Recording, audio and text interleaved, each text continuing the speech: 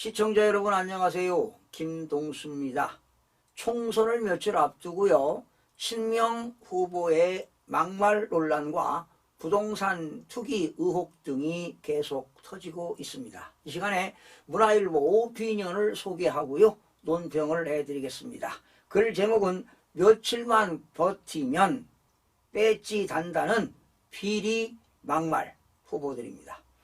더불어민주당과 조국 혁신당 후보들의 불법 비리 의혹과 저급한 막말 사례가 연일 쏟아지지만 해당 정당은 공천 책임을 통감하기는커녕 뭉개기에 들어갔습니다. 여론조사에서 우세를 보이는 만큼 며칠만 버티면 그만이라는 판단 때문일 것입니다. 4월 10일 총선까지 본투표 기준으로는 8일, 사전투표 기준으로는 3일이 남았습니다. 그런 사람들이 국회의원 배지를 단다면 여의도 정치는 더욱더 저질화되어 갈 것입니다. 국회는 국민과 국익을 위한 민의의 전당이 아니라 위선자들의 소굴이 될 것입니다. 유권자들이 이런 오만한 행태를 심판할지 아니면 저질 정치꾼들에게 지배당할지 두고 볼 일입니다. 여러분, 정치꾼이 아니라 진정한 정치인을 우리 국민들이 뽑아야 되지 않겠습니까?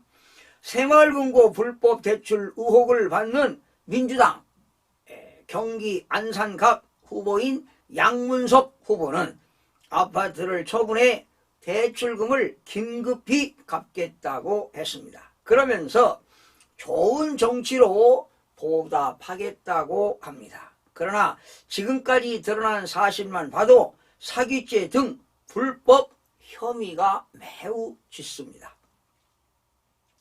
11억 원의 사업자 대출을 받아놓고선 개인 빚 상환과 부동산 투자에 모두 써버렸습니다.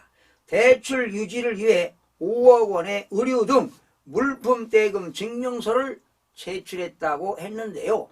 본인 주장으로는 11억 원을 모두 빚 갚는 데 썼다고 했습니다. 물품 대금 증명은 허위일 가능성이 큽니다.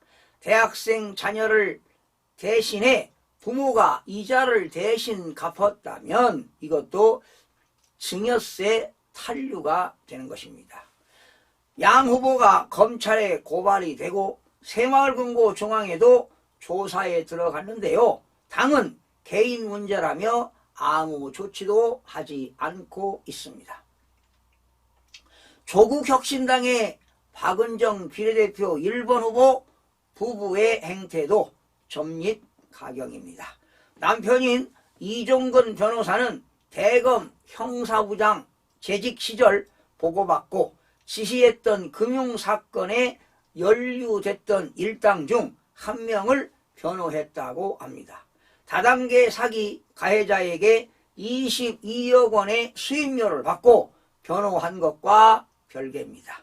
직업윤리 위반이자 불법의 혐의도 매우 짙습니다.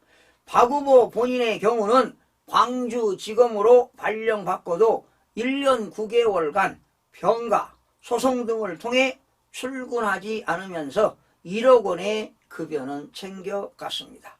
병으로 검사 직무는 못하는데 국회의원 활동은 할 수 있을지 의문이 갑니다.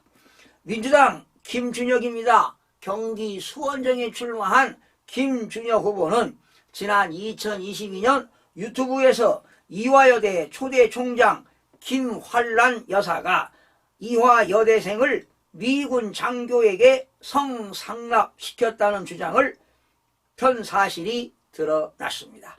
김 후보는 이화여대와 김 여사 유족들의 명예를 훼손한 셈인데 아무 증거를 제시하지 않았습니다.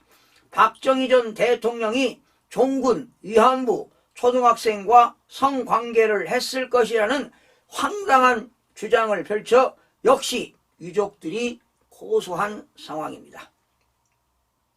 비리 막말 후보들이 무더기로 국회의원에 당선이 된다면 해당 지역 유권자를 수치스럽게 하고 국민을 모독하는 일도 될 것입니다.